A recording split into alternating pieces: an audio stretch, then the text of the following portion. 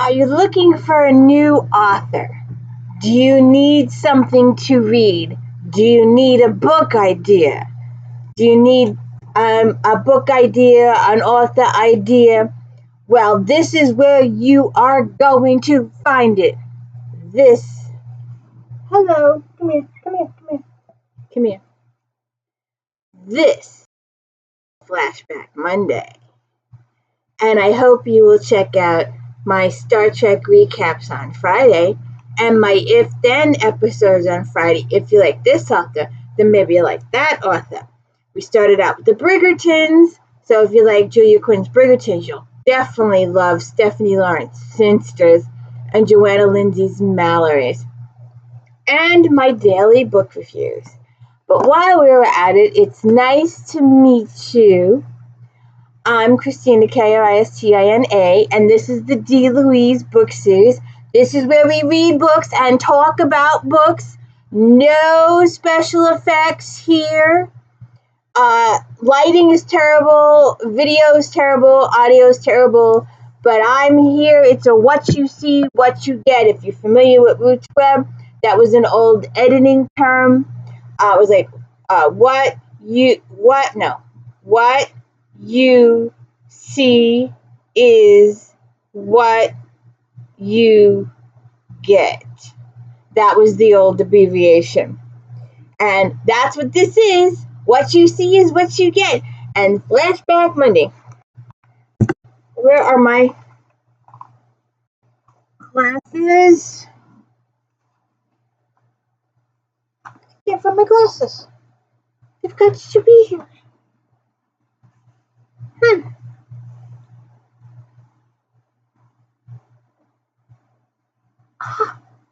Found my glasses. What is it? Okay. So, this is where we talk about my favorite magazine in the entire world. And I gotta take these off.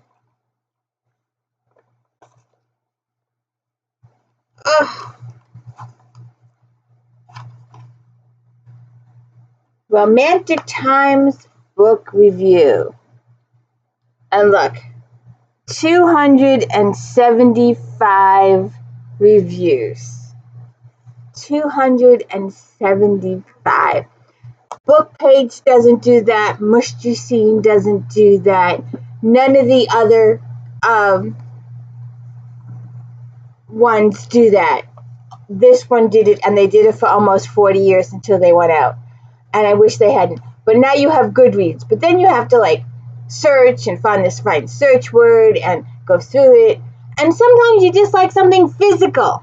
Unless you're an ebook person. Are you an ebook person? Because I'm not an ebook person. If you're traveling, then an ebook is good. Because you know, in the olden days, I'm serious, hand to God, I would take probably a good 10 books with me on a trip. And the thickest ones I could find. The thickest ones that would take the longest to read. So yeah, but now with the Kindle or with the ebooks, you can just, go anywhere and you have your tablet. However, I've seen quite a few posts lately where the battery in the Kindle died and you gotta get a new one. I'm like, a book will last forever. You not have to get a new one unless you destroy it. So, Romantic Times book review. It's got my little notes here. I gotta take these off. And I shall put these back later. This is a future idea. Oh, I can't wait. And it's just gonna drive me crazy. I gotta put these back though. So, here we go. September 2010. If you haven't seen the earlier episodes, I did start with 2007. So you can watch my 2007s, 2008s, 2009. We are now in September 2010. We will continue until 2016. So let's just go through the first couple pages. like I've said before, I've given away quite a few of these books, and I really regret it now because I could use them for this particular thing, and because I might want to read them again. But I'm a little sorry that I did give them away. But let me just, my papers are all mixed up, and I had stuff printed here, and then I reused here. So I reuse.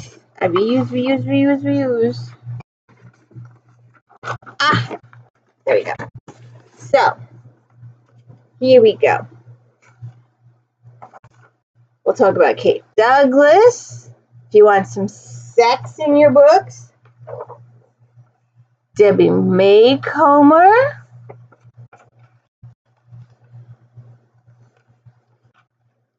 Look at all this juicy stuff that I'll be showing you again later.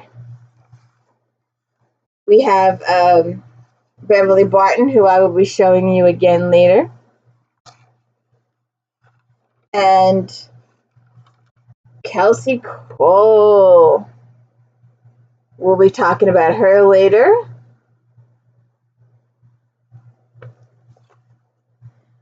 Let's flashback to 2003. Kelsey Cole was awaiting the release of her debut historical, The Captain of All Pleasures, and I had the distinct pleasure of interviewing her. Back then, she was sweet, excited, and devoted to writing process.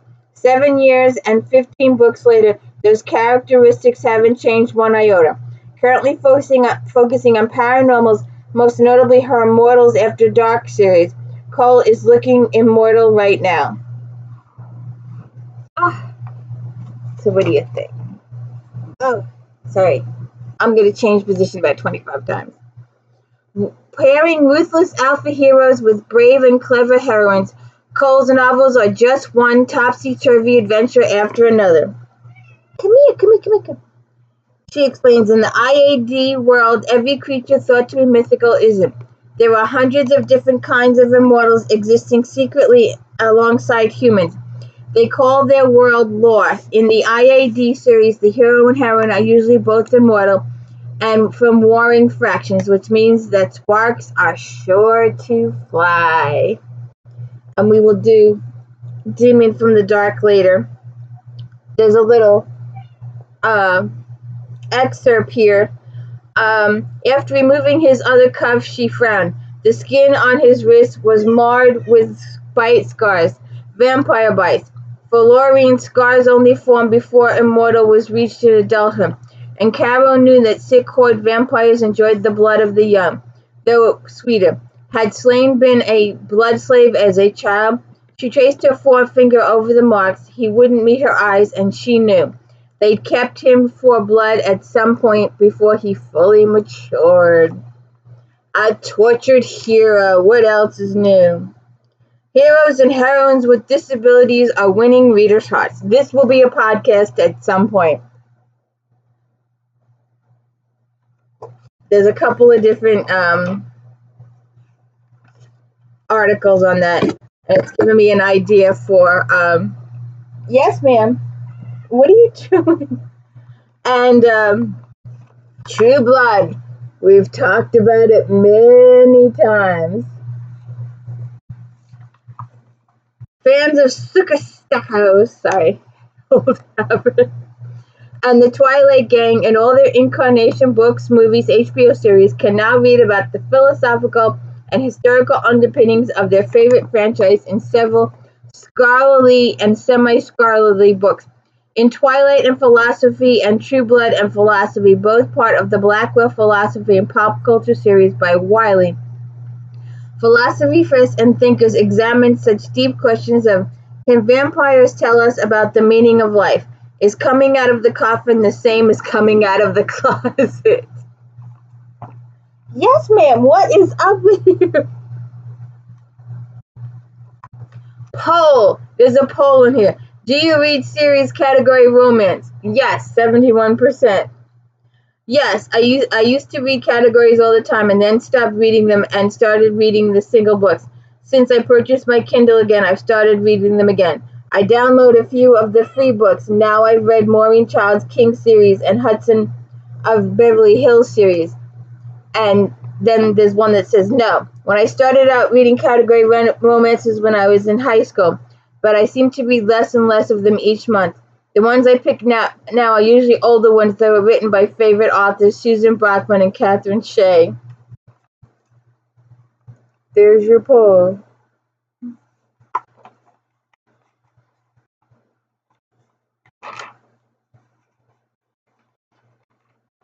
They list all the series and all the authors, so that I used to go through this and like, oh shoot, I don't have that one. I need to order that one. I need to go to the store and get one. Remember when you used to go to the store and the product would actually be in the store? Barnes is all about the display. The display. Hey, you hike it. You spend the gasoline to go to the physical store for a physical book, and they don't have it, and she pulls out the little tablet. I can order that for you. Well, if I wanted to order the damn thing, I just could have stayed home and ordered it. And by the way, I don't know if you've noticed or not, and I don't know if it's been in the case with your situation, but Barnes & Noble, you can order a book from Barnes & Noble, and it could take up to a month to 2 months to get. And I ordered a book on Christmas Day, because my husband made the mistake of getting me a gift card. I used to love Barnes. I used to go, remember the commercial? He went to Jared. Well, I used to he went to Barnes. But it's been about 6 or 7 years since I've canceled my Barnes membership because I just don't go there anymore. Amazon is cheaper and faster. And because my store used to be a mega huge store, they cut the store in half and they went to the display, to the turned book. And so you go in and they don't have the products anymore. I did a video short several months ago, going through Barnes looking for a Cheryl and Kenyon or a Kim Harrison book. And who was the other one? I went for 3 or 4 authors. Whoever's 2023 book was in the store. They had none. She's like, I can order that for you. I could have ordered it from home. So I ordered it from home because I didn't have a choice. And I ordered it, one of the books I ordered on Christmas Day. I got it on my birthday. And for those of you who don't know, it's in February. We will also be talking about Diana Gabaldon. We got some comics in this issue. What did I do with it? It's here. Did you know Outlander has a comic book? Gorgeous. After too long an absence, Jamie Fraser is coming home to Scotland, but not without great trepidation. Though his beloved godfather Murragh promised Jamie's late parents he'd watch over their brash son, making good on the vow will be no easy task. There's already a fat bounty on the young exile's head, courtesy of Captain Black Jack Randall, the sadistic British officer who's crossed paths and swords with Jamie in the past. And in the court of the mighty Mackenzie clan, Jamie is a pawn in the power struggle between his uncle's aging chieftain Colum, who demands his nephew's loyalty or his life, and Dougal Ward, chieftain of Clan Mackenzie, who'd see Jamie put to the sword, then anoint a Colum's heir. And then there's Claire Rangel, mysterious beauty and strong-willed, who appears in Jamie's life to stir his compassion and arouse his desire.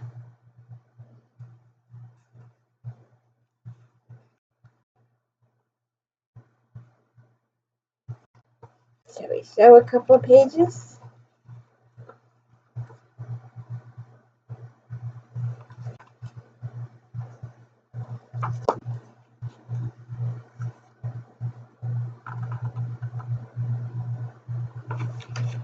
Exile.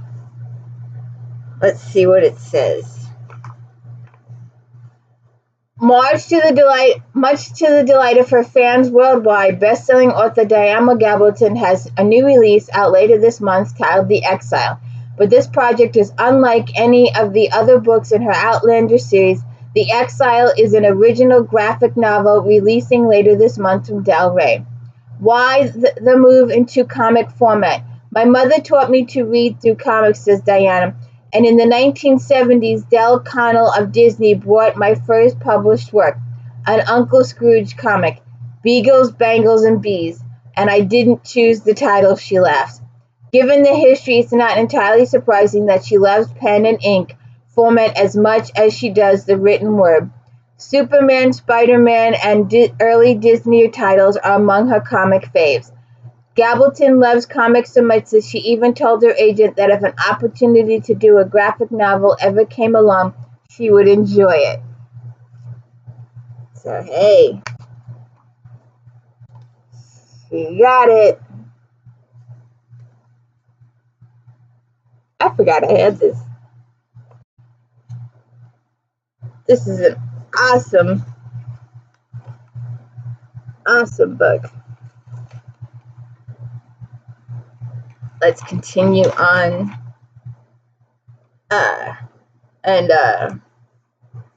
Did you know, and if you haven't watched it, go watch my If Then Harlequin account.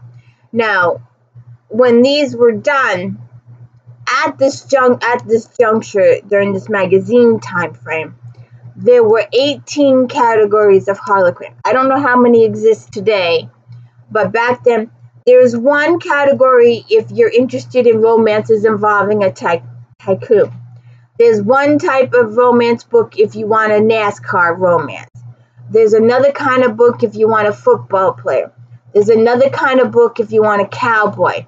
There's another one if you like black romances. There's another one if you like pregnancy romances and people with children romances and doctor romances and lawyer romances. There's all these different categories. I'm serious. So we're going to talk about those later because look at all these. Look at all those Harlequins. And each one of them is a separate title. And we do have several Harlequins in our review today. And we also have some teen books in our review today. And I'm trying to figure out how to do this one in a question. Maybe I'll do a video. Which series is for you? Your dream man is a corporate tycoon, a crown prince or a shriek, a cowboy or an FBI agent. And whatever one you choose, there's a Harlequin for you. I'm serious. So, look, I wasn't kidding. There is a football Harlequin. There is a NASCAR one too. I mentioned NASCAR in my If Then.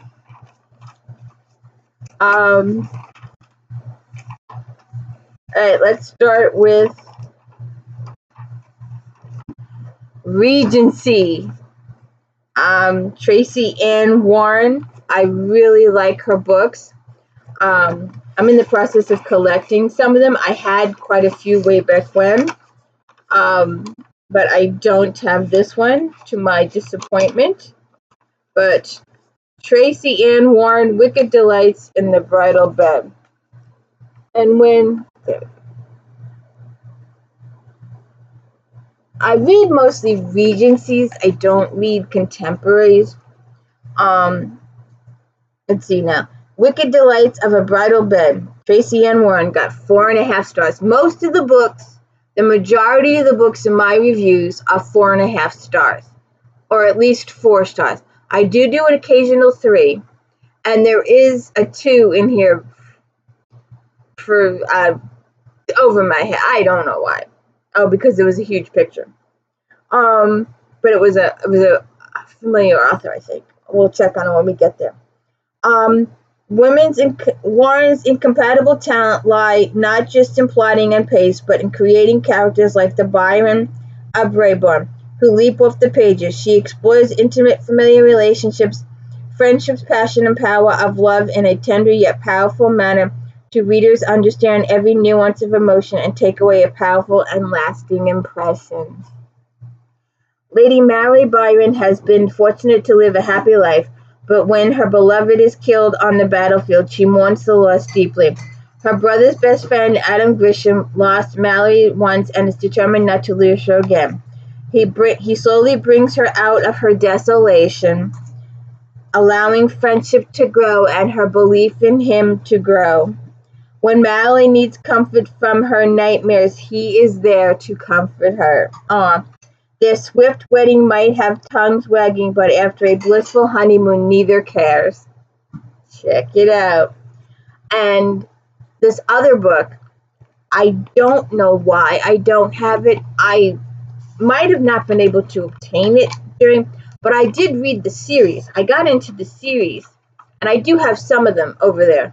So it's like every other month. But I did a couple of years ago get heavily involved in the series. But I think I was finishing up. If you haven't seen it, and I'll be doing another one when the next batch comes.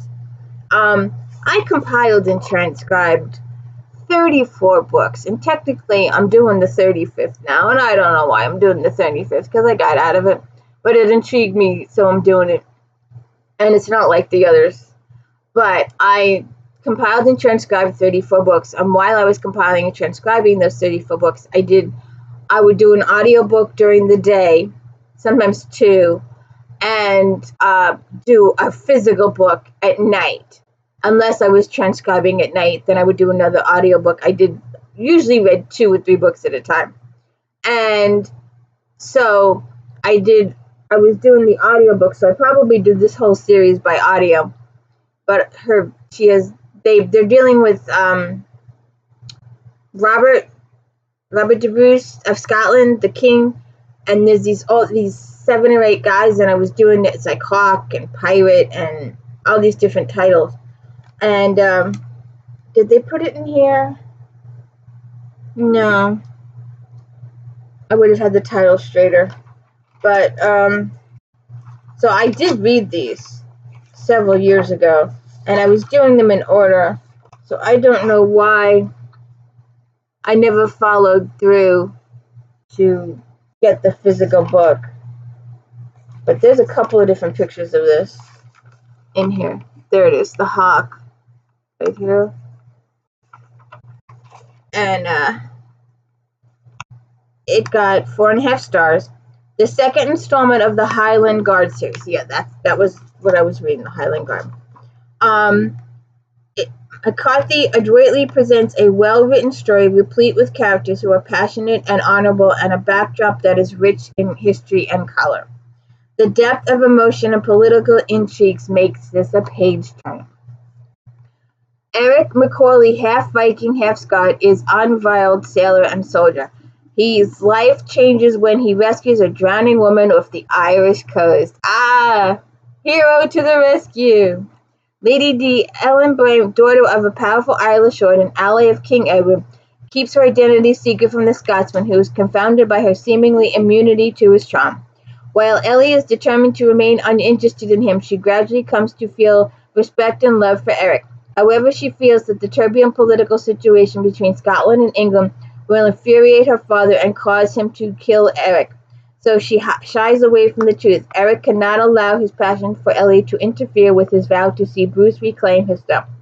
See Bruce. The unexpected death of King Edward opens a new vista of possibilities. And I remember this series. I liked it. PAULA QUINN. Seduced by a Highlander. There was a huge phrase. Everybody did Highlander stuff. Everybody. Lindsay Sands over there, my vampire gal. And if you haven't seen those videos from last year, please do check them out. I did the Arginos and I did the Sparks. And The Arginos, Marguerite is the matchmaker of the family. It's so cute. And I do them in the arcs, and I did about 15 books before I stopped. And we also did Carolyn Sparks with the Malcontents and Roman Jornesky's Vampires. And if you can, with the Arginos, if you can get past the I forget what they're called. There's stuff in their blood. I forget what it's called. Nanobites, and it sounds like Atlantis with the replicators and the nanos. But if you get past that, it's good. They're really good. There's little mystery and romance. I can't read a straight romance. I just can't. There's got to be something else going on in the book. And also check out my Jenna DeLeon reviews. There are some of those that I'm laughing. I like to share the books. I read the books back to you. And there's some of them that I'm laughing so hard that you probably can't understand what I'm saying because the books are funny. So there we go. Seduced by a Highlander. And it got 4.5 stars. And it was the top pick of the month. It was their top rated book. Quinn again displays her talents in an engrossing story brimming with atmosphere and passionate characters whose emotions run as deep as their senses of honor. These hallmarks combine to reach out and grab readers who will dub this book a true keeper. Reputed rogue Tristan MacGregor is attending the Duke of York's coronation when he rescues damsel in distress Isabel Ferguson. He steals a kiss and spends time with her, but later Isabel discovers her savior is MacGregor. She has mixed feelings. The MacGregors killed her father, and the clans have been bitter enemies. Upon returning home, Isabel misses Tristan and realizes she has fallen in love with the enemy. Ooh, isn't it always? TERESA MEDEIROS.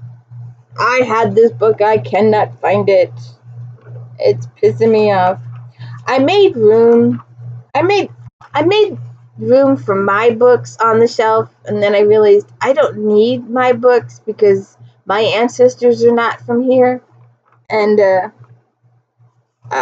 the publisher's giving me little books. My books were like this because I did them myself, but the publisher has the capabilities of shrinking them down into a book. And so instead of taking up this much space, my books are taking up like this much space. Oh shoot, I've got to sneeze.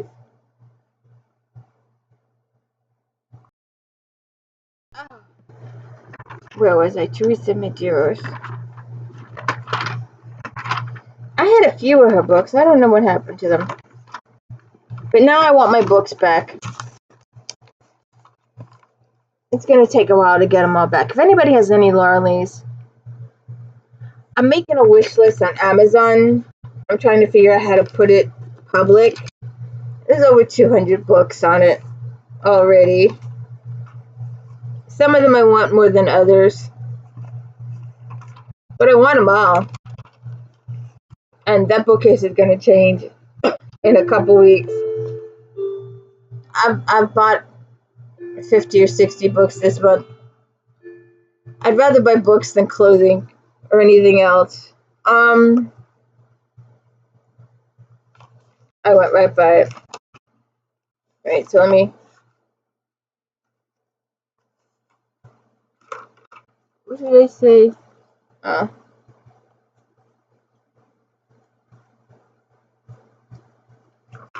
Okay, so there she is again. TERESA MEDEIROS. The Devil Wears Plaid.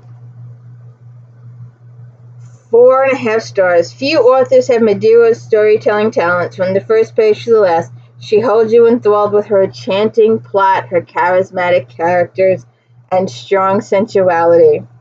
To save her father from debtor's prison, Emmeline Marlowe stands in church wed to the elderly head of the Hepburn clan when Jamie Sinclair rides a stallion into the abbey and lifts up her into the saddle, stealing her away. As the Hepburn sworn enemy, Jamie is bent on using Emily as a pawn in his plans for revenge. But Emily is no man's chattel. She's ready to challenge her captor even if he is handsome, dashing, viral, and the man of her dreams. Oh, good God. Oh, sorry. Oh, God. Olivia Drake.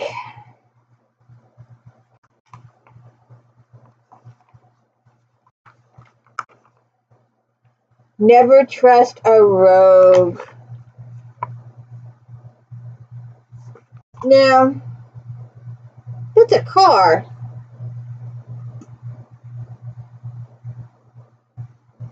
So why is a car in a historical? 4.5 stars. 1800 England. Oh, so it's supposed to be a carriage. A painted carriage? Drake is a consummate storyteller who cleverly blends intrigue, suspense, sensuality into a pulse-pounding story. A la Amanda Quick. Give yourself plenty of time to savor this book. Wealthy heiress Missy Lindsay Compton finds sleuthing much more interesting than balls until an investigation has her colliding with Thane Parker, Earl of Mansfield. His reputation as a war hero and rake precede him, but Thane has a secret life working with the Bow Street Runners. At the moment, he is gathering information on a killer who is one of Lindsay's suitors. Thane's problem is keeping his distance from the far too curious Miss Compton. However, when Lindsay sneaks into Thane's home to discover if he's involved in a murder spree, Thane blackmails her into silence by demanding she poses his fiancée. Ooh. Doesn't that happen a lot? Oh, sorry. Anna Stewart.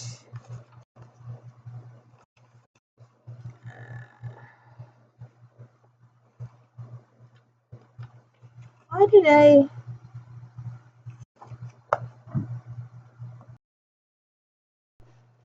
My nose needs to stop running. Here we go. Reckless.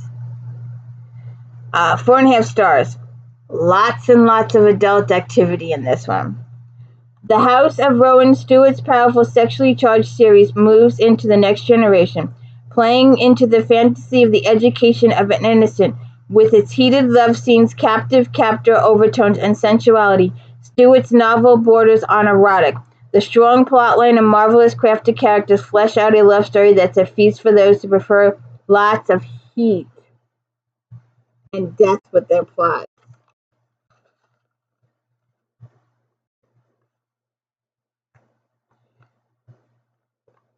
Adrian Alistair Rohan follows in his father's footsteps as a highly ranking member of the Heavenly Host, partaking in every form of debauchery, but even the most jaded can become bored.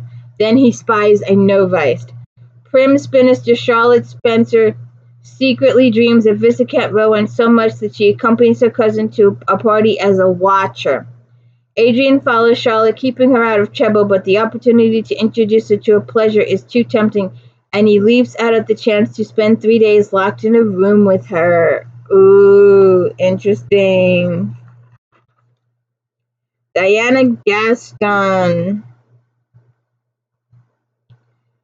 Chivalrous Captain Rebel Mistress. Okay. There we go. 4 stars. 3 soldiers share horrors of the Battle of Waterloo. Their powerful stories and realistic backdrops elevate Gaston's series out of the traditional Regency romance. Engaging characters, action and adventure, and sweet love add to the depth of these stories.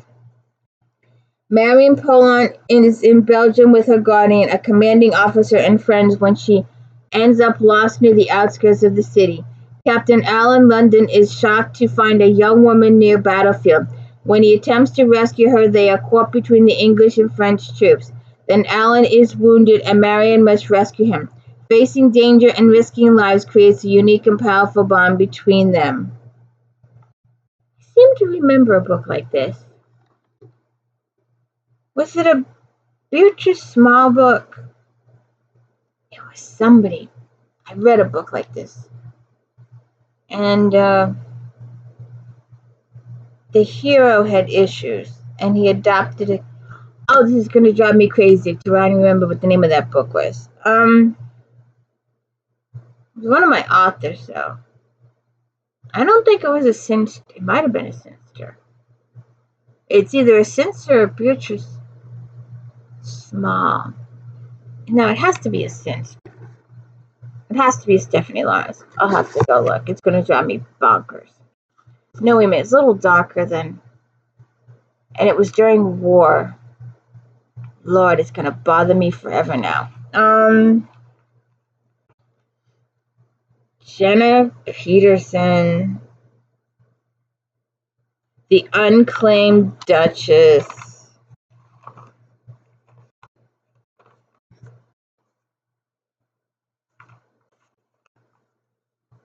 On the end here.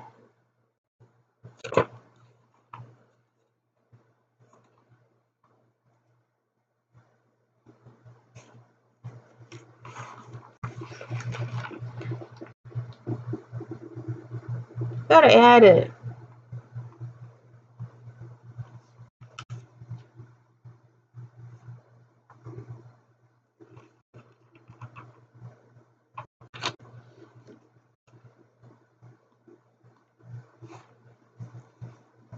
Alright, I've lost my mind now.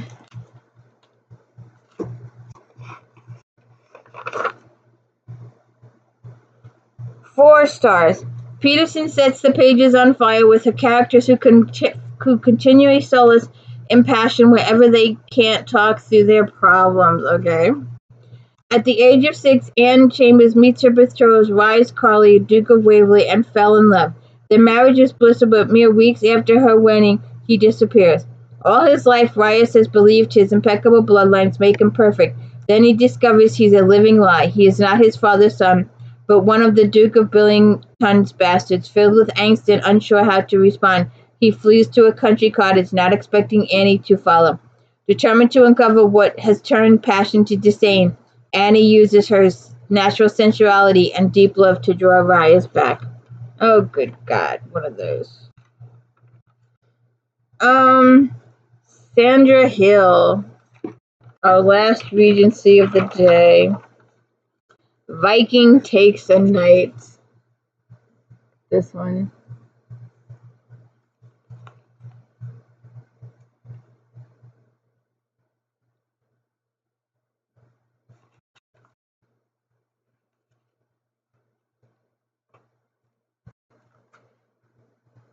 Four stars. Need some laughter with your romance? Then pick up The Viking Takes a Night. This trademark kill with a well-developed characters, especially strong women, is the story that will touch your heart. Princess Ingrid runs an orphanage, but when a vicious Saxon commander comes after her, looking for the king's illegitimate son, she flees with her charges to Hawk's Lair, home of Lord John Graves. John spends his time raising bees and experimenting with honey. He is attracted to Ingrid, but she is the daughter of King Thor. Ingrid has never felt like this about a man and is determined to experience everything. But John is equally determined never to marry. Oh, good God, one of those. Let's move on. Mainstream fiction.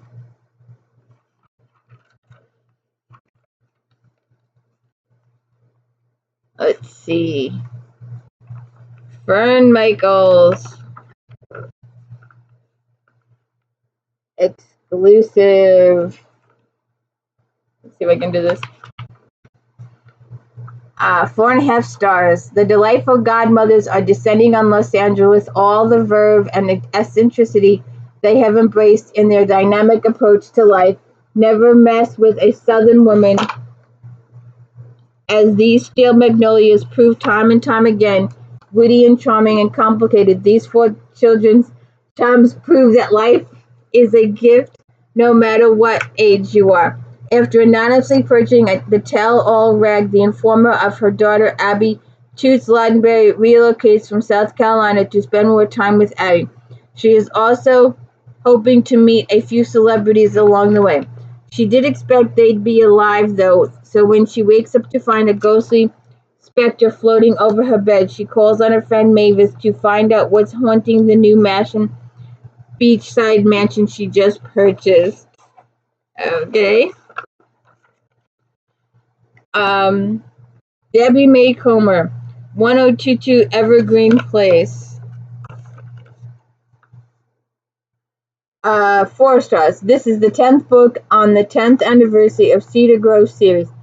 Readers who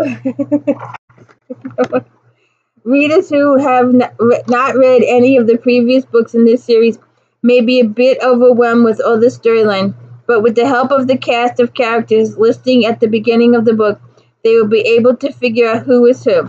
The characters are well-rounded and well thought out, and they have issues they work on and change during the telling of this story. That's a series progression. You got to read the books in order so you can do all the character progression in order. McPhee made the mistake of asking neighbor Mary Jo Wise to marry him when they first meet. At first they were both thrilled, then their feet come back to earth as they realize they hardly know each other. Mary Jo is concerned that her young daughter's dad will try to take Noelle away from her. Mac is ever watchful for David Rhodes, Noelle's father. He is not sure what he would do if David Shaw was, but he does know he would protect Mary and Joe with his life. See what happens there. That one. Jenny Rendell, 4 stars. Out of the Shadows. Looks a little sci-fi to me. I did this. It was in one of the previous books, magazines. There was an article from one of the publishers that says they have 3 seconds to capture you as you walk through a bookstore. The cover has to be engaging enough that it catches you in 3 seconds. I think that's the same for a thumbnail, that if you're going through YouTube videos, if it doesn't hit you in the face, it's over. And of course, no one sees mine. Out of the Shadows, Jenny Rendell. The details from the life of Mary Shelley and her classic horror novel Frankenstein add depth and richness to Randall's story that explores ambition and the dark side of science by blending mystery and intrigue with a dash of romance. Claire Fitzgerald's career has been on hold while she follows her longtime fiancé, an ambitious geneticist, around the country. As he gets closer and closer to a major breakthrough in his research and has less and less time for Claire, she begins a search to prove her family's connection to Mary Shelley. Oh, that sounds interesting. I gotta put that one there. I still gotta do that other one. Alright. And we're gonna stop at the comic book page again, because we have a second comic book out this month. Okay. Yes, ma'am. Come here. Do you like comic books? Do you like comic books? I don't like being on TV, Mommy. Yes, we do not like being on TV. You can go. Now, where'd they go? Oh, there they are. Bottom of the pile.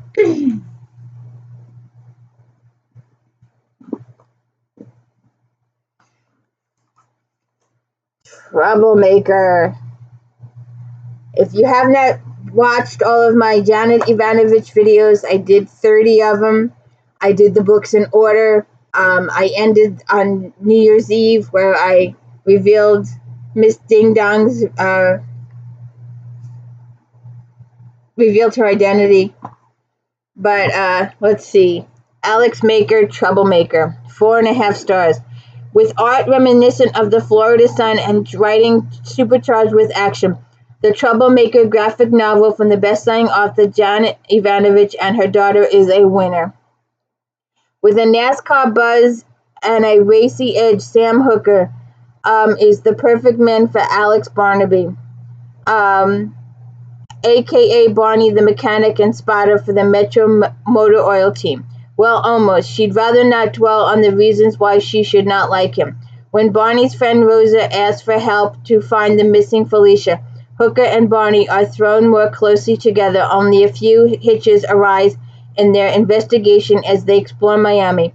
But what's wrong with finding a hand wrapped in a box, a voodoo guy and his cult, a deadly explosion, and flaming shoes? And don't forget the alligator swamps.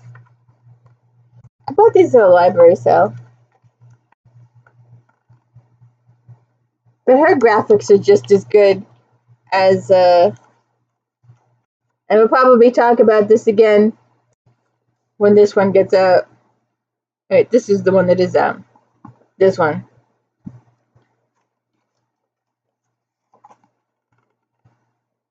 What do you think? I wonder what Janet's comic would be of Stephanie. Ugh.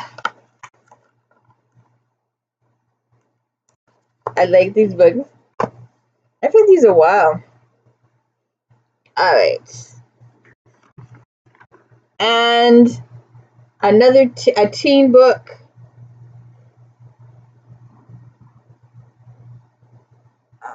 I know it's here. One of these days, I'll put these books in order of appearance in the magazine.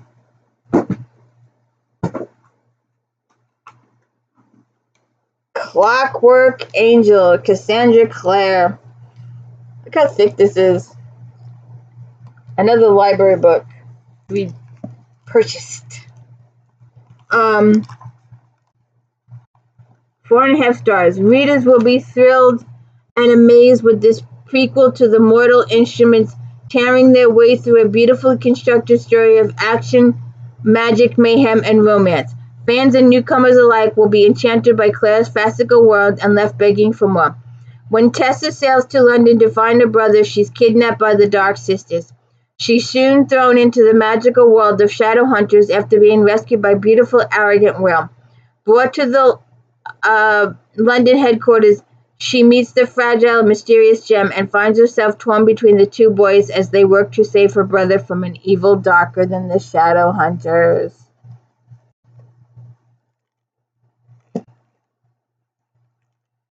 When Tessa crosses the ocean to find her brother, her destination is England. The time is the reign of Queen Victoria, and something terrifying is waiting for her in London's down world, where vampire warlocks and other supernatural folks stalk the streets.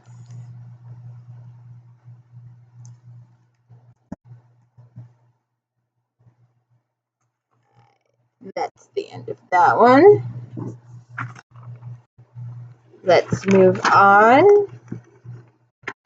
Oh, I do have another one. And there's a ton of her books over there. A ton of these books. Unraveled. Gina Showalter. 4 stars. Showalter has created a world net within our own, arranging the rules of paranormal lore to give readers unique read. The characters are a mix of courageous, stubborn, and entirely lovable. They would all fight to the death instead of sacrificing their friends. Just when you think things will be okay, an Unraveled drops a very interesting cliffhanger.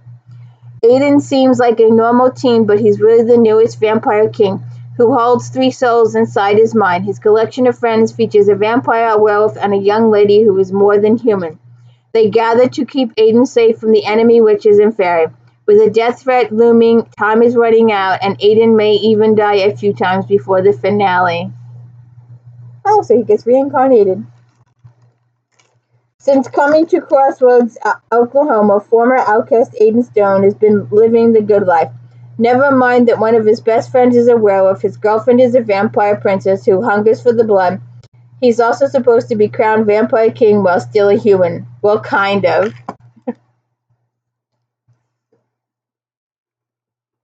Okay. Sci-fi. I need to put my pages in. Thought I had them in order. Where are they? Oh, here we go.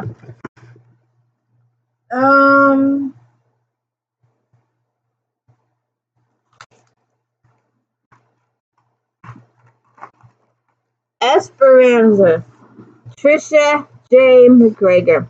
This engrossing thriller is escapist fantasy at its best. MacGregor's visual style immerses readers in the landscape as her characters come alive. The suspense is palpable and the pace relentless as the dread grows. For even those who don't scare easily will find this one bone-chilling.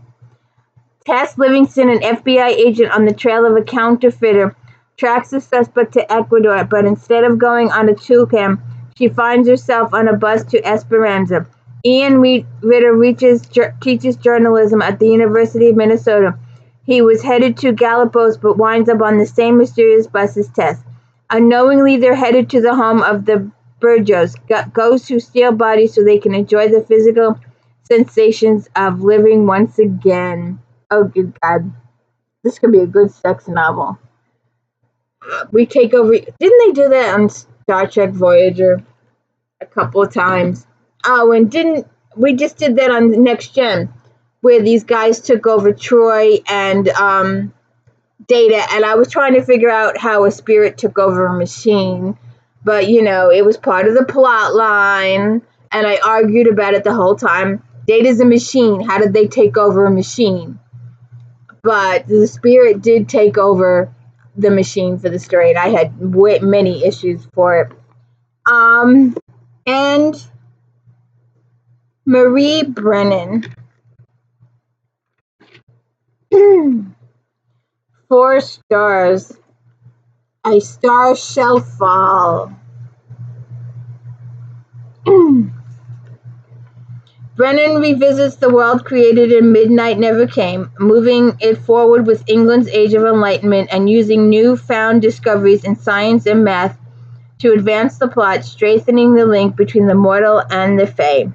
The world building is richly nuanced, the plot complex, with lengthy and initially bewildering cast of characters. Readers who enjoy lush historical fiction will surely appreciate Brennan's finesse here. Careful reading is required to avoid getting lost in the ambitious plot and wealth of detail. The Fae of Onyx Court, under the rule of Lune, are threatened by a great dragon they had thought banished to Halley Comet nearly a century earlier, but recent astronomical discoveries reveal that the comet's return is nigh, replacing both mortal and Fae London in danger. Fae's hopes rest on the young, inexperienced shoulders of Galen St. Clair, their stone prince and strongest link to the mortal London. Okay. And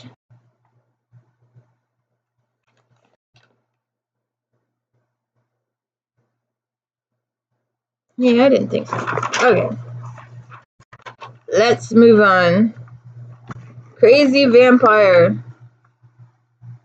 A Menage a Trois by Mary Janice Davidson. Oh my lord.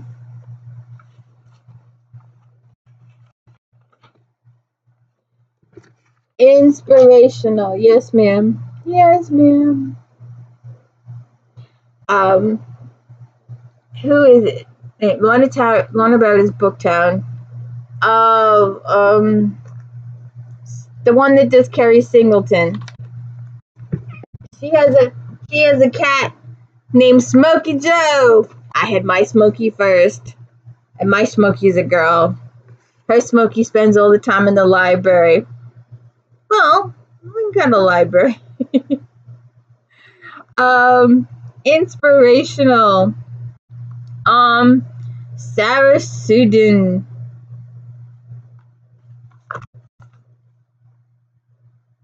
Let's see. That's the books. Let's see if I can do this. A Memory Between Us, Sarah Sundin, 4.5 stars. Strong historical facts woven together with persuasive characters makes A Memory Between Us. The second book on the Wings of Glory series, a gripping tale of war, intriguing and love. Tight, skillful rewriting is an added perk to this must-read romance. Major Jack Novak, a B-2 bomber pilot with the U.S. Air Force stationed in England, meets Nurse Lieutenant Ruth Doherty when his plane crashes and he's admitted to the hospital. He knows this is the one girl he doesn't want to get away, but Ruth is supporting her orphan siblings and has no time for romance. Shall he make her make time for romance? Leash Kelly, The House on Malcolm Street. 4.5 stars. Kelly writes her characters with all possible emotions on every page. Their flaws and fears are out there for a reader to see and realize that life is not a simple process, but that with faith, good friends, and family, one can get through. Lee Beckenridge is scared to start a new life for herself and her young daughter. After losing her husband and baby son in a terrible accident, she plans to stay with her husband's aunt and help her run her boarding house. She meets Josiah Walsh, another boarder who is endlessly helping people without wanting anything in return. Joshua finds her interesting even though she seems not to care about him. Lee does not want another husband. She wants to mend her broken heart and raise her children, but she's drawn to Josiah. Yes, ma'am. Let's see.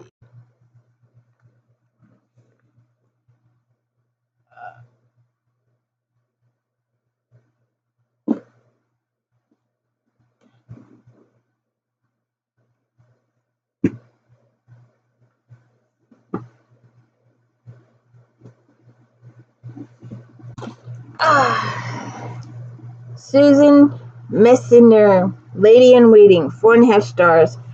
Messner has an ability to mesh a present-day story with a parallel one in the past, creating a fascinating look back at two lives where each tale is enhanced by the other. Intricately detailed characters make for a truly delightful novel. Jane Lindsay is stunned when her husband of 22 years packs up and says he wants a break from their marriage. She finds an antique ring inscribed with the name Jane among items at the store she manages and sets out to discover more about its owner. She's astonished when she learns more about herself in the process. In the 16th century, Lady Jane Grey becomes entangled in political shame that leaves no room for love and marriage. Can these two women find their destiny in different times of time?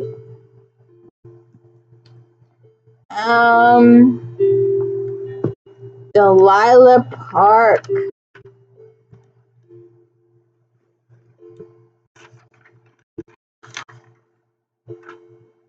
Delilah Parr.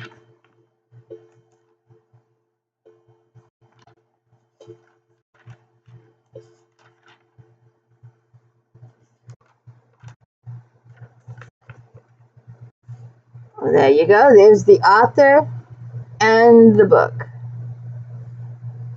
Yeah. 1, 2, 3.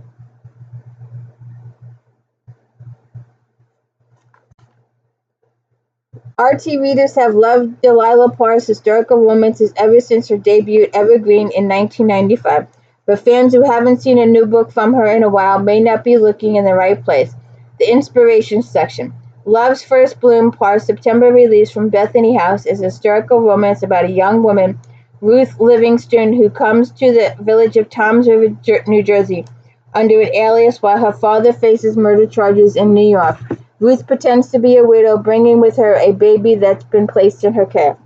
The hero, Asher Tripp, is a reporter for a penny press in New York who's looking for Ruth. He needs a big story to save his professional reputation and the truth about the baby under the protection of the daughter of a minister accused of killing a prostitute would fit the bill nicely. And let's see. What did it get?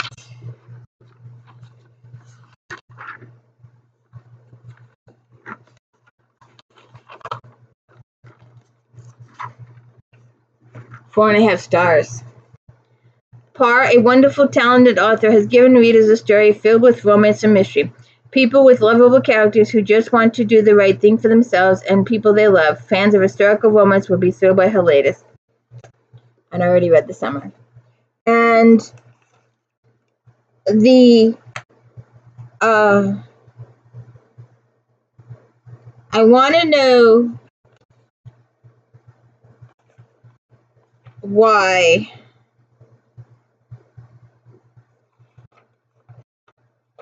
Alright. Now, you know that stuff about catching your eye, that 3 seconds in the bookstore as they walk down the aisle that I was talking about before? Now, this caught my eye. And when I see it, I'm thinking vampire, I'm thinking evil, I'm thinking all this kind of stuff. You know, paranormal, you know, stuff like that. I am not thinking inspirational, but it's in the inspirational section. It says transforming love story inked in blood. Look at that cover. Vampires, paranormal, devil, demons. But no, it's in it's in inspirational. And it only got 3 stars. Emmanuel's Veins by Ted Dekker. One of the opening lines in the book is, "This book is for everybody, but not everybody is for this book." While author is referring to redeeming the love of Christ, readers may want to argue with the first part of the statement. The writing is compelling, but it is difficult to connect with characters. Okay? So not only is it not about demons or devil or vampires, but it's about God in a book, in a black book. And I mean the fact that the cover is black. Solid black. I don't picture a book about God black. Unless it's like the Bible or something and it's got gold inlay in the thing. It's 1772 and Her Majesty Catherine the Great has sent her trustworthy Toma and Axa to the county estate of the Casimir family to protect them. This just doesn't make any sense at all. Dark cover, dark title, God and lighthearted village. Let's move on. Romantic suspense. I gave these books away and I am slowly getting them back because I want to read them. I was collecting them. I had about 10 or 15 of them. I was still missing individual ones. And I'm pissed off at myself for giving them away. I was like, oh, I'll never find them all. Now I'm really, really pissed off that I gave them away. But I'm slowly getting them back. Laura Lee, Renegade, 4.5 stars. Lee delivers in her latest work. The plot stays on track, and the small town setting serves the story well. Makala and Nick are well-developed characters who share a sweet and erotic passion. Makala Martin is content living in her beloved town and running a thriving boutique. But when she witnesses a murder and identifies the killer, no one will believe her. Nick Steele is hired to prove she's lying, but becomes drawn to the courageous, steadfast, and innocent beauty. When Makala is targeted by mysterious enemies, Nick must protect her. Renegade. I don't think.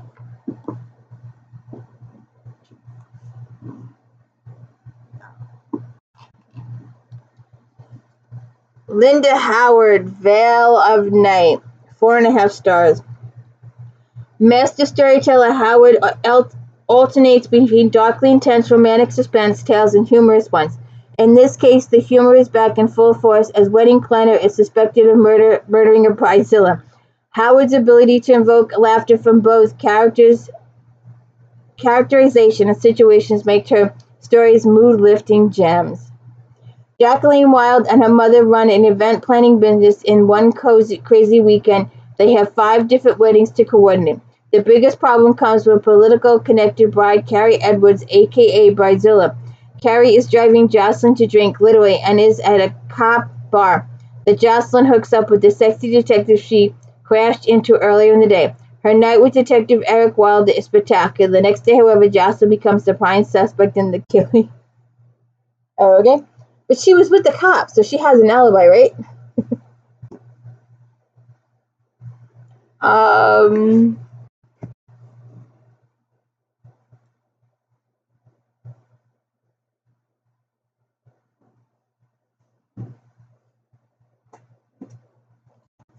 I really should put these in order.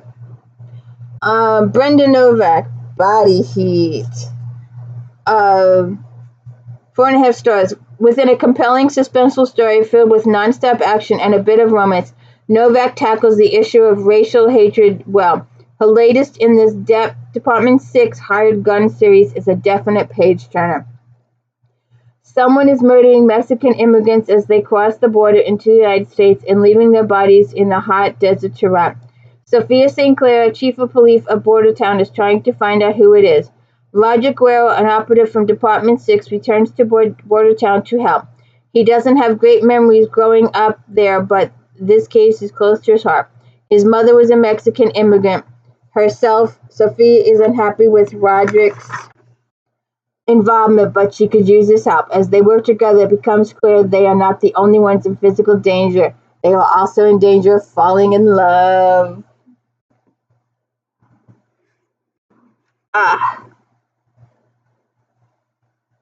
Beverly Barton.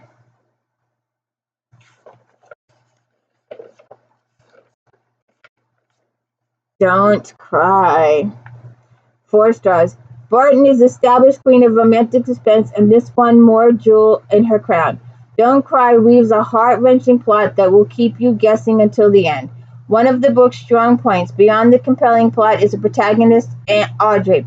She's a woman you wish you knew in real life, while the hero isn't so easy to like. He's easy to empathize with, and by the end you'll be glad he's around. Audrey Sherrod is a strong woman who had dramatic childhood. Now a counselor who works with the local police, she's often brought to help victims. When a serial killer hits close to home, Audrey is placed smack dab in the middle of an ongoing investigation and meets Special Agent J.D. Cass. J.D., who isn't looking for any kind of relationship, ruffles Audrey's feathers, but she adores his young daughter, and his daughter in turn idolizes Audrey. As the murders and clues become personal, Audrey struggles to find common ground.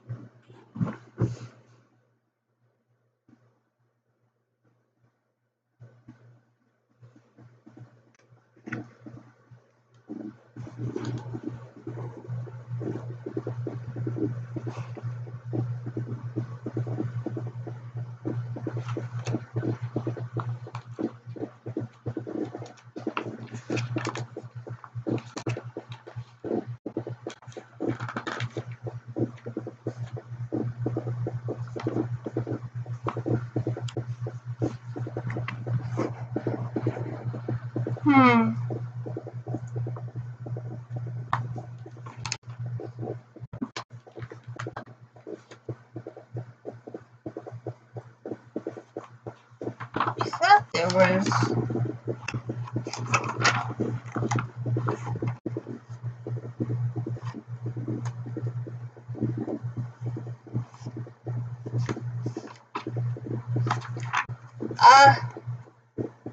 Alright, let's see what's here. I wrote something.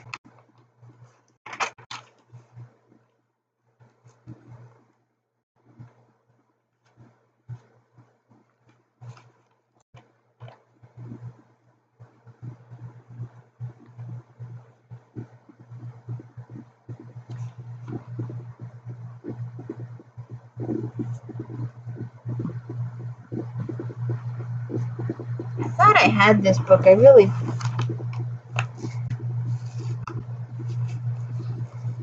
Alright, wait a second. Okay. Maggie Shane, Kiss Me, Kill Me. 4.5 stars. In Shane's latest novel, readers are thrown into a whirlwind of suspense, romance, and danger. A strong setup in the beginning, an intricate plot, and authentic characters makes the story a compelling read. Carrie Overton has a secret that has been keeping for 16 years regarding her son. The sudden discovery of the true identity of a woman murdered all those years ago threatens to expose Carrie.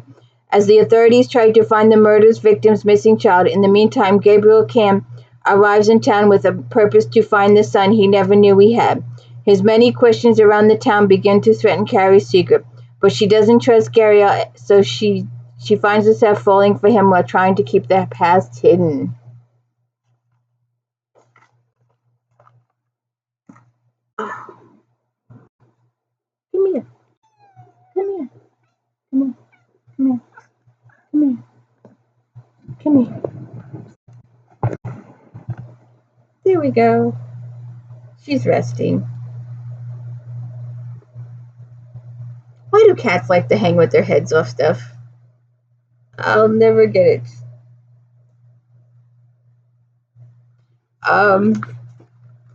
Kate Brady, last to die.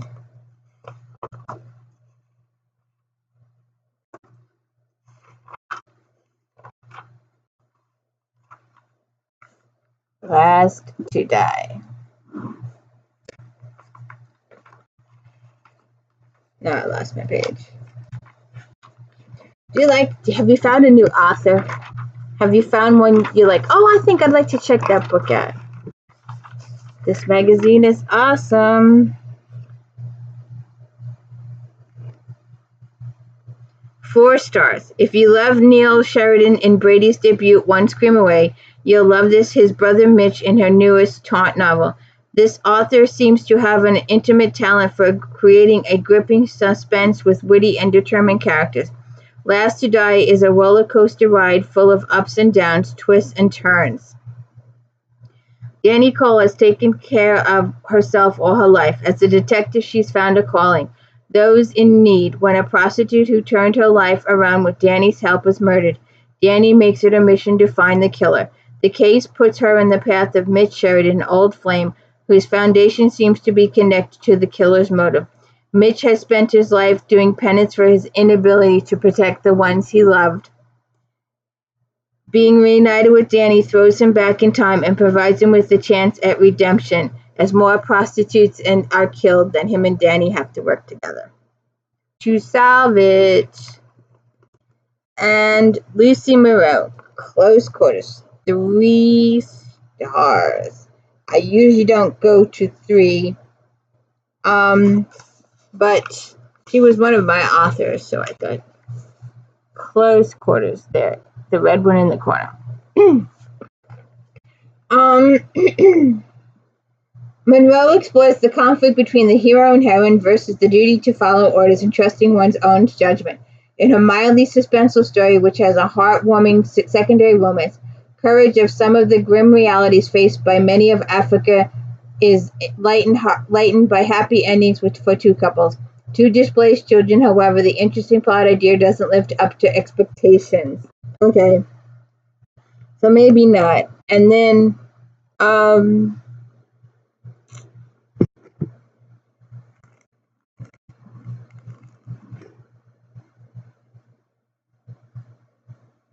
put a naked guy on the cover of the book sells. 3 stars, The Darkest Hour. The Darkest Hour is truly sad story. It has the necessary happy and ever after, but the premise is heart-wrenching and it takes a while to see the sunshine. There's no doubt Banks is an excellent writer. She writes rich characters and the true tension. The hero's motives and conflict are apparent and his character is strong, but the heroine takes her time growing into the person readers want her to be. Ethan Kelly believes his wife is dead and that he was a terrible husband. Their fighting and the way he treated her before she died haunts him. A year after her death, he receives a letter suggesting that his wife, Rachel, is still alive. With the help of his brothers, part of the super elite Kelly Group International, he rescues her from captivity. Addicted to the drugs her kidnappers were feeding her, she lost most of her memories. As they begin to trickle back, Ethan hopes she'll forgive him and give him a second chance at love. Okay. And that is it for romantic suspense. We now move on to mystery. An Impartial Witness.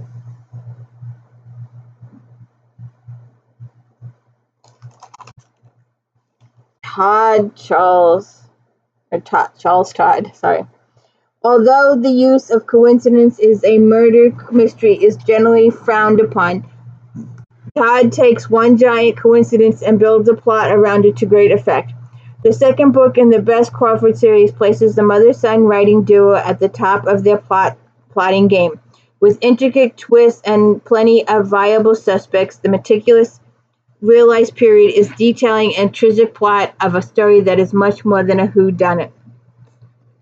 World War II battlefield nurse Bess Crawford inadvertently becomes caught up in the murder of a patient's wife when she witnesses her emotional goodbye to a man who is not her husband. After the victim's pilot husband commits suicide, Bess feels the crime has become personal and goes searching for answers.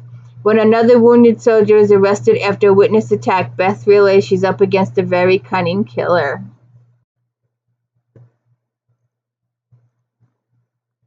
Now, I am in the middle of collecting these, and when I get them all, we'll go through the series because we have done Molly's side of it, and I love Molly, so we're going to be doing these too. Rice Bowen's Royal Blood. As always, the delightful Lady Georgian Rutch is on the loose and getting into much more trouble than a person of her stationship. Fortunately, at least she can claim an assignment from the Queen, even if those requests often don't take her penniless status into consideration. Georgie is a modern girl with a penchant for disaster, royally distasteful family, and a sexy if unreliable suitor. We can only hope for more adventures in the 34th in line successor to the throne. Lady Georgiana accepts an invitation from the Queen to represent the royal family at a wedding in Transylvania. When she stumbles across a corpse, she is certain if the man is dead, was the intended victim or someone else was supposed to die. To complicate things further, there is a matter of shadowy figure who keeps appearing in guest windows in the meantime. She's trying to turn a Cockney cleaning woman into a proper lady's maid and invading conscription and engagement to a bisexual. Okay. And this is book 4 in this series. I'm using bookmarks.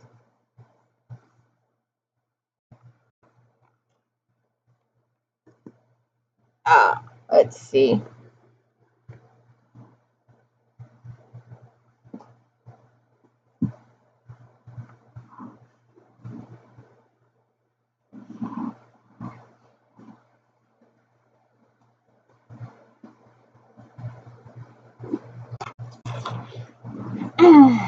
Margaret Cole.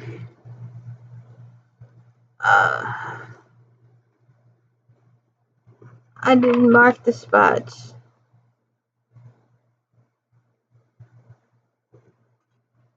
Just a second. So 4.5 stars. Oh, there it is. The Spider's Web, Margaret Cole. The latest, 4.5 stars. The latest of the long-lasting series by New York Times bestselling author Cole shows again her expertise about the Arapaho Indians. This book is wonderful, using a blend of history and mystery that keeps the reader's drawn attention and keeps it till the very end. Father O'Malley and Arapaho attorney Vicky Holden are opposite sides of the investigation in the Wind River Reservation. When Nick Windsong is shot to death, his fiancée Mary is the only witness and accuses 2 troubled men from the reservation of the crime. When the 2 men are killed, she becomes a suspect. Vicky believes Marcy is innocent and volunteers to defend her, dividing the reservation and leaving Vicky at odds with much of her tribe. And I wonder, I'll have to go check. Did I include her in my Native American rift? If not, I found it. This will be book 3 that I missed in my first original quest. Partial in his Royalwood.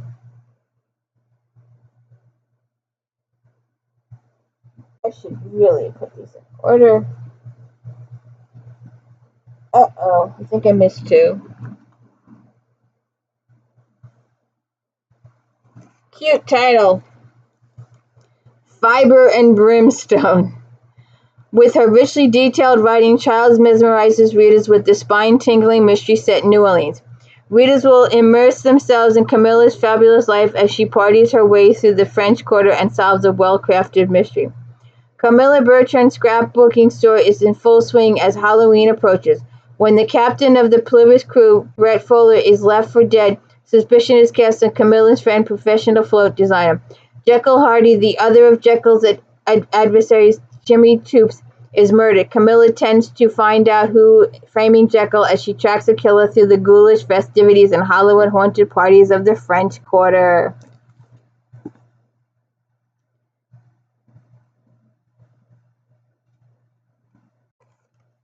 Now, we did all of J.P. Beaumont last year, so I hope you'll check those videos out. And we will be doing Allie Walker and Allie Reynolds series, and we will be doing the Walker series. She's the deputy out in Arizona.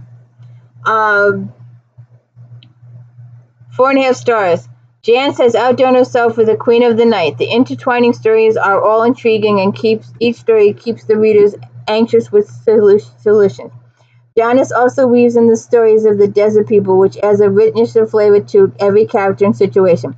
This suspenseful story is loaded with twists that makes it impossible to stop reading.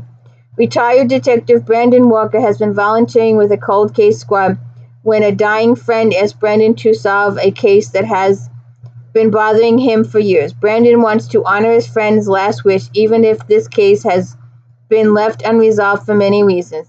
Another murder that has been resonating with the family close to Brandon's has Border Patrol Officer Don Porday and homicidal investigator Brian Fellis tracking a killer who wasn't stopped until his intended victims are all dispatched. Joanna Brady. She's the sheriff. That was going to bug me until I looked it up. Joanna Brady, she's the sheriff. Okay.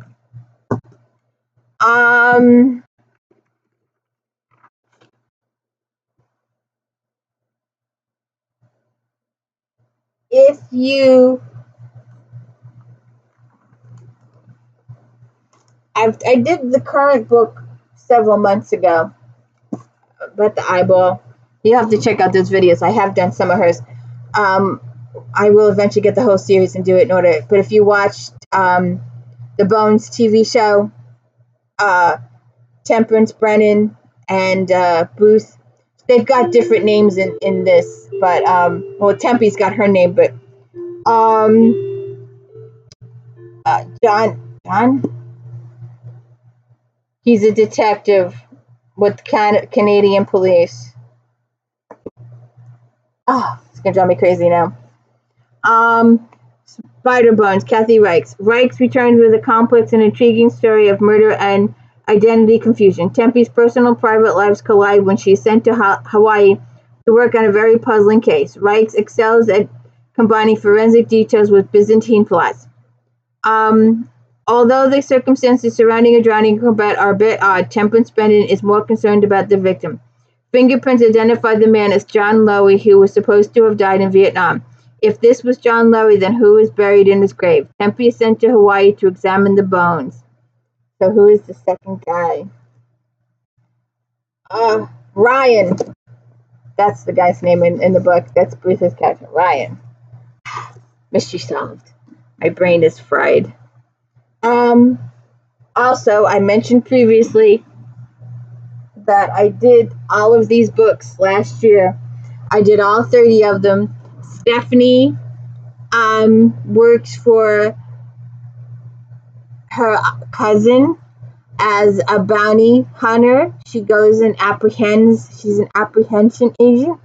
She works with Lula, and Connie's the office manager, and Grandma Bazour provides some amusement.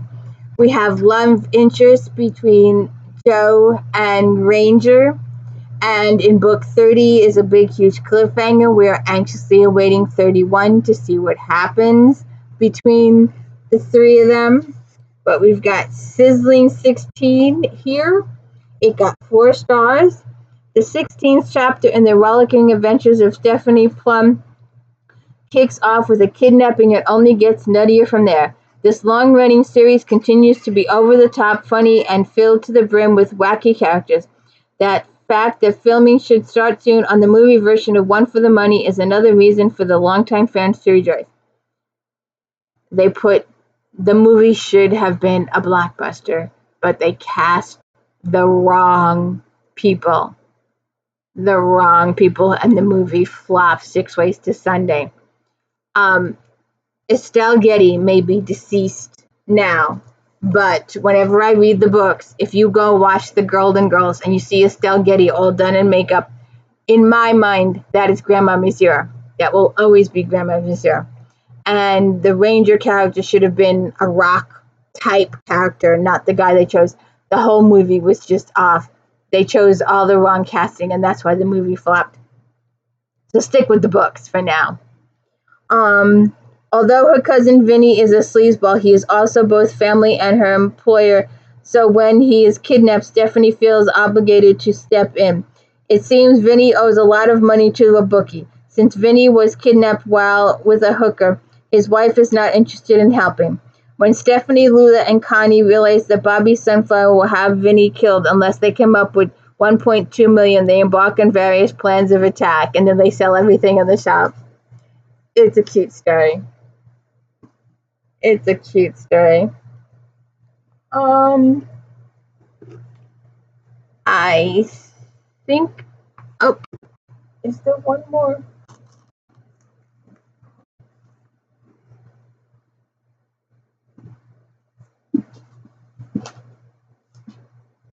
Azir Wicked Witch Murder, 4 stars. As Halloween approaches, Lucy deals with witchcraft murder in the 17th Lucy Stone mission. The spine-tingling tale will delight readers with charm of small-town Maine and the details of Lucy's family life. Mir continues this cozy series with appealing subject matter and skilled writing that keeps fans coming back for more. When Lucy attends a psychic reading at Diana Ravenscroft's new store Solstice, she is alarmed when some of the predictions come true. She finds a dead body on the logging road between her house. The victim was the leader of a local Wiccan coven, and everyone in town becomes uncomfortable with Diana and her witchcraft. With Halloween quickly approaching and her own daughter's dubbing of witchcraft, Lucy has her hands full defending Diana, while revealing a killer just might put Lucy in the middle of some serious trouble. That's it for mystery. We move on to contemporary romance. And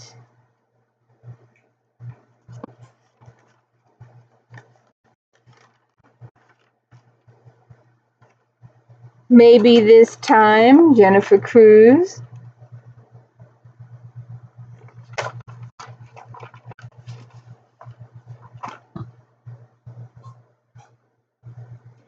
Four and a half stars.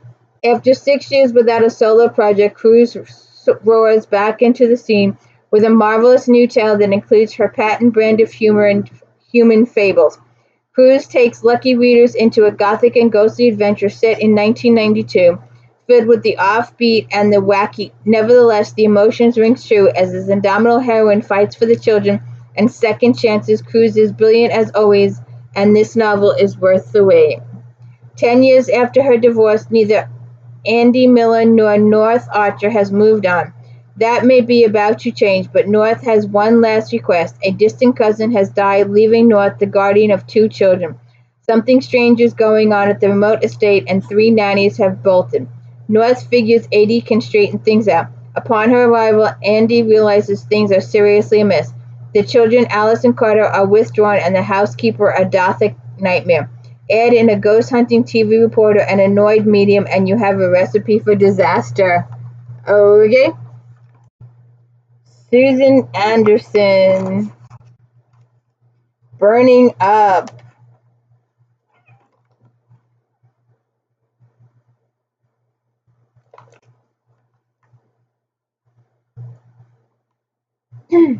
Four and a half stars. Anderson has another fast-paced, charming romance with plenty of heat and cool dialogue. Her books are just a delight. Go treat yourself. Maceo James was the high school parrot back in her small farming town. Then she blew it off for the big city and became a video star. Now she's temporarily back to help her cousin as she recovers from a car accident. The town has gained a very hot fire chief since she left, and the 2 of them are definitely gathering sparks to a bonfire. Yes, ma'am.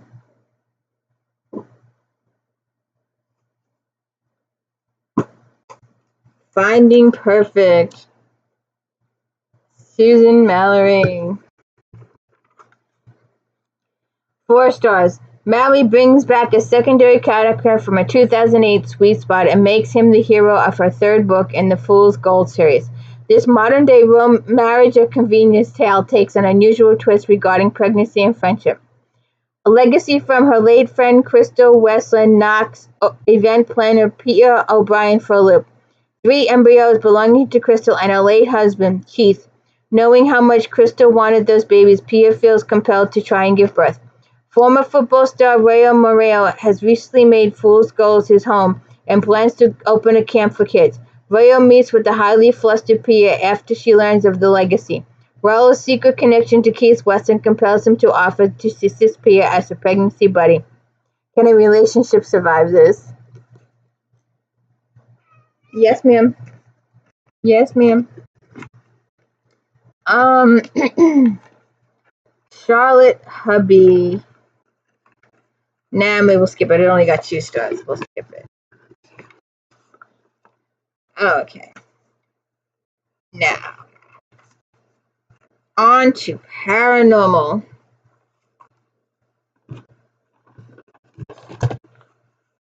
Let's see. I have the first 2 of this series, but I don't have this one. I have the first 2 books. I put this is one of the books that was added to my ever-growing wish list on Amazon. It got 4.5 stars. The second helping of the delicious dark drama in Silva's Other King trilogy is just as satisfying as the first. She drops hints of larger plot circling her protagonist, adding spice to the already death-defying adventure. Soul Reaper Alistair Creel is hunting the Butcher, an assassin who may have been involved in his brother Lacken's death, but what he finds in his target already dead after a conflict with his protege, Nafa. See what happens there. Oh, no, that's the other one. Alright. Our Lady, our Carpathians. We will be doing this series at a juncture. 4.5 stars.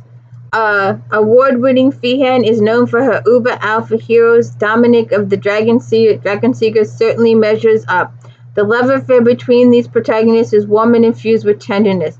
The battle of the Carpathian destiny continues to be the action-packed and filled with intriguing plot twists. Dominic has decided to end his life in a blaze of glory. He deliberately ingests the parasites that help control the vampire rogues so that he can infiltrate and destroy the vampires in South America. For some time, Dominic has kept his sanity thanks to vivid dreams of Jaguar Woman Warrior. Their burgeoning relationship has been a delight, but he always assumed he invented her. So long, Sangri too has vivid dreams that have sustained her as she battles her evil father. Then suddenly discovery that her dream letter is real. Will they get together?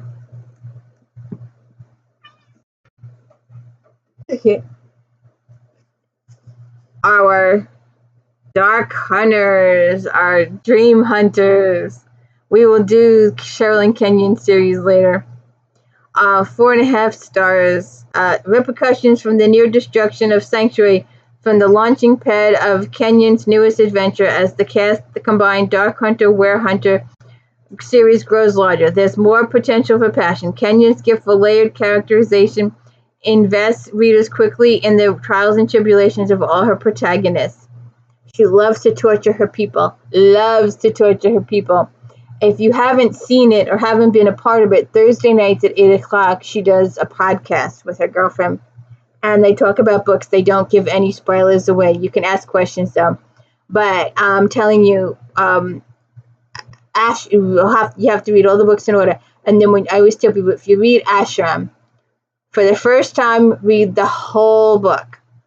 Then, if you're one of those people that want to cry and want your heart torn out, and I know you're out there because I've seen you. You post these on Facebook, go, I want a book that's going to kill me, that's going to make me cry. Then read the whole thing twice. If you are not one of those people, if you're reading to escape life, Read the first time, read the whole book. The second time, start with part 2 and go forward. You don't need all that.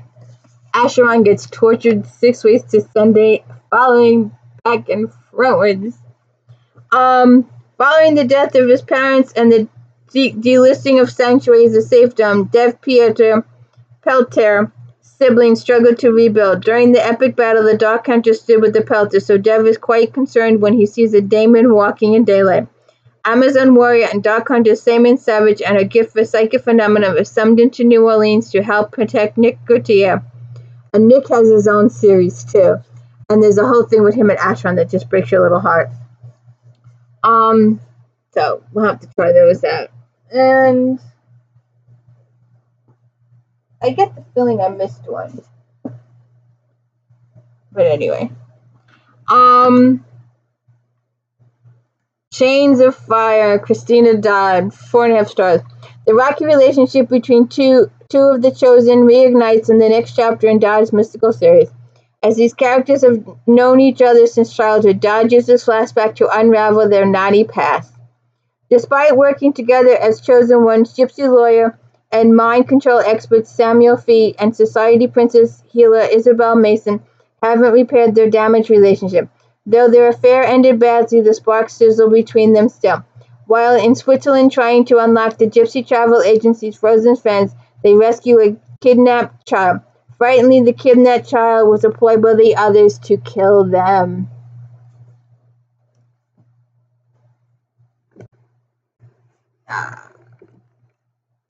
Larissa Ione, Synodon. I have quite a few of hers, but I don't have this one. I hate it when I have all the books and then I'm missing the one that's here. But there is a huge page article. 4.5 stars. Fans of the demonic series finally get their wish if it's time for sin. A simious demon with wicked mouth, a nasty profession, a hidden heart of gold, and a need for well sex. To get her story, she finally meets her match, and its wicked ride, tense, sexy, and touching. Only love can blame such feelings in a comprehensive and complicated mystery. Sin has inadvertently unleashed a virus that is killing werewolves. The virus starts a political firestorm and serves as a perfect weapon for nefarious agenda. Desperate to save the werewolf population, Sin puts her trust in newfound family. On top of that, some want to punish her for starting the plague. Her assistants want her dead so that they can take her place as leader of the Assassin Guild. Layered, and complicated.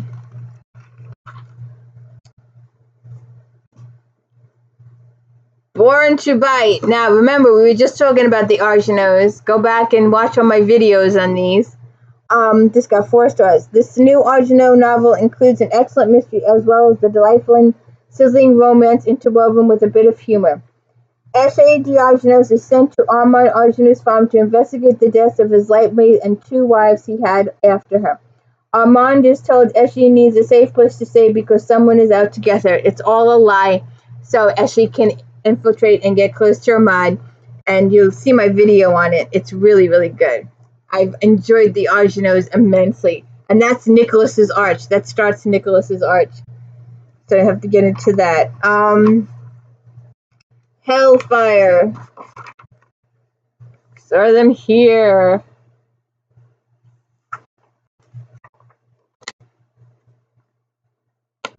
4 stars. Douglas is on a roll as she deftly picks up the action shortly after the conclusion launch in her Demon Slayer series.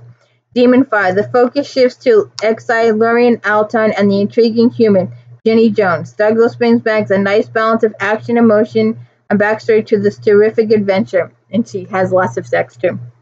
When he chooses to help ex-demon Dax and human Eddie Marks escape from Lemoore prison, Alton, son of ruling chancellor, was exiled and sentenced to death. Alton doesn't regret his choice, especially because, thanks to the battle against the demons, his crystal sword Hellfire is now sentient. Alton also met the intriguing Jenny Jones, who he was hypnotically sent to safety in Seldona. Regrettably, Jenny is not so safe as another vortex is opening, demons possessing local animals, and Jenny is hip deep in the trouble. When Blood Calls, 4.5 stars. From the very first page, you'll be enveloped in the story When Blood Calls, and the rest of the world will disappear. Beck has created compelling characters, a rich story rich with paranormal creatures you can empathize with, and a plot that will make readers ask, what would I do if it were me? Attorney Sarah Constantine celebrates a big win by spending a hot night with sexy stranger Lucas Dragos. She's promoted to attorney for Division 6, a legal division of the government that prosecutes vampires, werewolves, and demons. Her first case is to prosecute Lucas. And she prosecute a man that she just got out of bed with.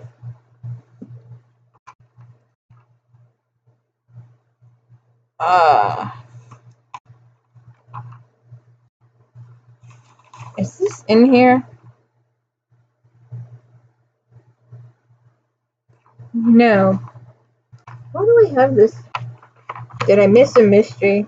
Let me go back and look here.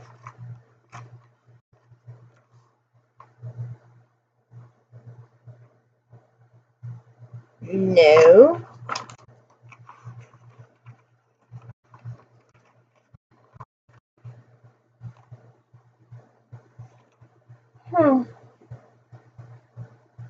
I don't know. I'm just going to skip it then.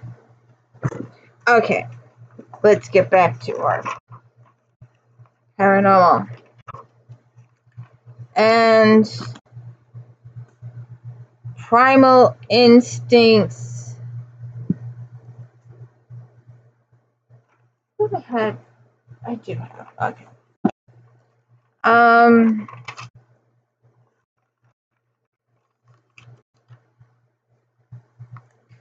4 stars.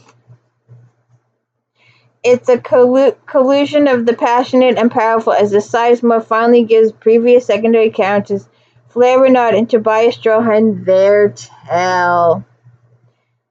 Renard and Tobias Strahan, the world of Sizemore's vampires gets more complex as dark forces continue to pursue their menacing agenda. Put a naked guy on the cover and it sells. Frances Flair Renard is being forced by her matron's mother into continuing the vampire line. True to form, Francesca has her own ideas about how to accomplish her pregnancy. Francesca plans to be artificially inseminated. Her mother intends uber macho prime Tobis to be the father. See what happens there. And our let's see, is it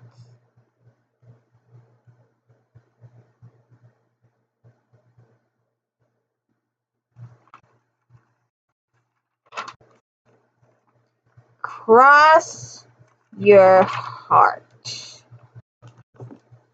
Michelle Bardsley. 4.5 stars. Bardsley's gift for humor and passion is reader's delight. Her newest hero is sexy and irreverent trauma.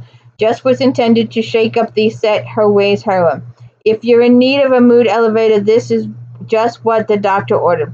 On a visit to check on an old abandoned Silverstone estate, Elizabeth Silver Brenton was killed and turned into a vampire. Elizabeth now makes her home in Broken Heart. Town members searching the old mansion may have unwittingly unleashed a ghost of a 150-year-old grudge fighting off the murderous spirit.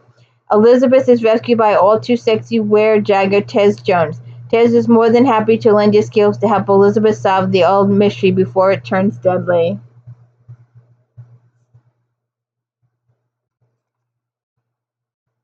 And Kelsey Kroll.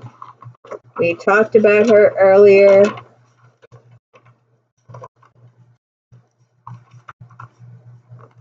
Here. We talked about it before. That I pulled it up a little longer. Sometimes I do it too quickly. I watch the videos back and I'm like, they couldn't say anything. I went flashpan. Oh, hold the book up. 4 stars. Cole takes a page from Beauty and the Beast and serves up a story of trust betrayal. As heroes go, they don't get more tortured than Malcolm. With many familiar faces making cameos, Cole continues to weave the Immortals After Dark series together. Witch Carol Granny is imprisoned by the diabolical human organization The Order, which has captured specimens from many supernatural species for torture and experiment. A defiant Carol has little choice when she's ordered into the hell plane of oblivion to lure a vampire demon into captivity. If she doesn't, 7-year-old witch Ruby will be killed. Can she save him and her? Okay, I think that's everything.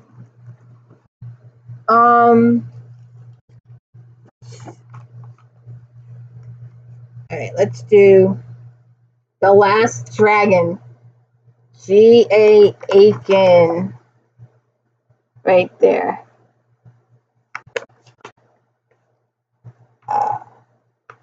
4 stars. The adventure of Dragon Queen Ryan's offspring continues in another offbeat tale that's filled with buckets of humor as well as a dash of treachery. The hero and heroine have secondary characters before, so readers will enjoy seeing them together with this romantic comeuppance. Princess Kata, daughter of Queen Rana, hasn't been seen her family in nearly 2 years. She's been busy manipulating men and embarking on her own mysterious agenda. Rhaegar the Cunning is ordered by Ryan to bring her beloved son Ebenor home. Rhianna also wants her suspected traitor sister Elsie brought in. Rhaegar and his crew stumble upon Kida as she escapes her own execution, and the sparks fly. Monica Burns, Assassin's Heart.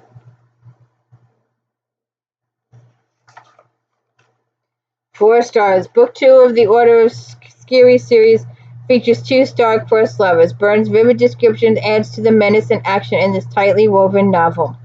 A year ago, when he was captured and tortured by the Praetorian Guard, Syrian assassin Lysander learned a terrible truth. He was in fact half Praetorian. As a result, Lysander pulled back from his developing relationship with gifted healer Phaedra. The distance is now challenged as Lysander and Phaedra must travel to Rome to track down an artifact, the Tie of Isis.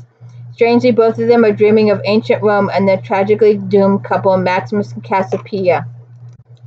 Interesting. How many? Oh, 2 stars. We'll just skip that one.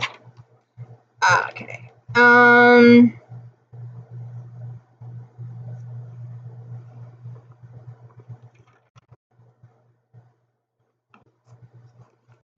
Jean C. Stein.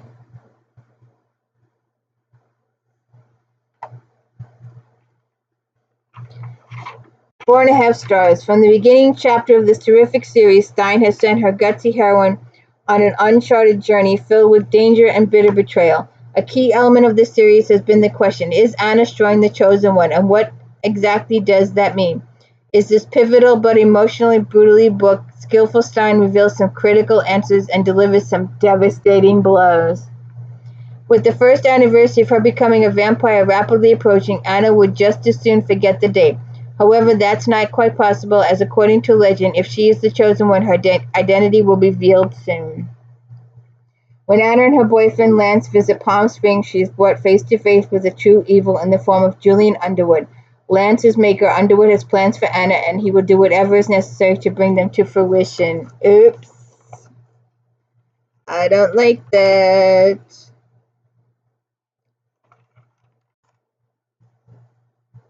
Okay.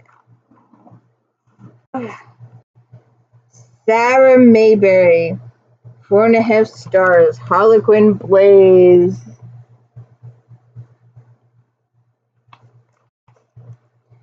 Hot Island Nights. When Elizabeth Mason finds out that her family and fiancé have been hiding the fact that she was adopted, she calls off her wedding and heads to Australia in search of her birth bar. Love is the last thing on Elizabeth's mind. Then she meets tanned and muscled Nathan Jones, a beach bum who appears to drink too much. Nathan isn't a standard knight in shining armor, at least not at first. His backstory, when finally revealed, is hot, tragic, and touching.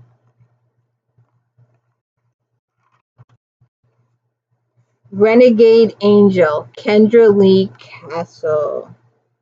I think she was in other, I remember seeing her in non-Harlequin books. Nocturne usually means vampire or paranormal.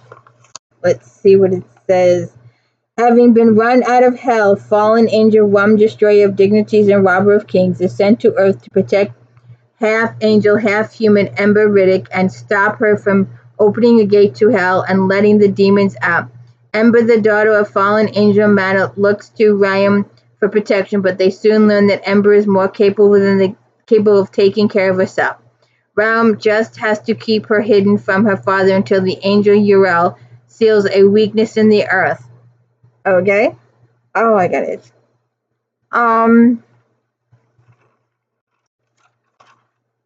Melissa McClone. Wedding date and the best man. Is someone getting jilted at the altar?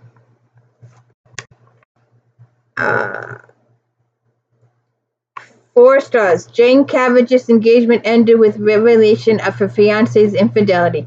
Then her 3 best friends found true love during a girls-only weekend in Las Vegas designed to cheer her up. And her old fiancé is getting married. Her humiliation wanes when the arrival of Tristan McGregor, the best man at her failed wedding. He shows her how much fun life can be. But will their budding relationship survive the disclosure of Tristan's part in her breakup? Don't know. Donna Hill. Private lessons.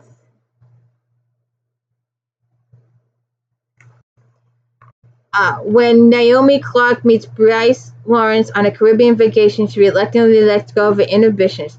As their relationship heats up and the two return to everyday lives, Naomi must decide how much she's willing to sacrifice for the man she loves. Interesting. Kathleen Ego, once a father.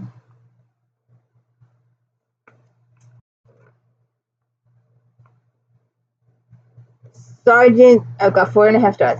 Sergeant Mary Tootin returns home from the army and meets Logan Wolftrack. While applying for a horse competition, they are paired up by the competition's facilitator. Logan is going to help Mary tame a wild Mustang. Things seem natural between them from the start, and what starts out as partnership leads to romance. Courting Ruth, Emma Miller. I get the feeling that's Amish. Let's see. Ruth Yoder would like to marry, but she believes she must stay home and help her widowed mother raise her younger sisters. When Eli Lapp comes to stay with his uncle, whether Ruth likes it or not, she is unwillingly attracted to him. Eli has to join the church and has drifted from the Amish way of life. In Ruth, he sees a woman content with her face and longings to be the man she deserves as his wife. So we'll see what happens there. Legacy of Lies, Jill Elizabeth Nielsen.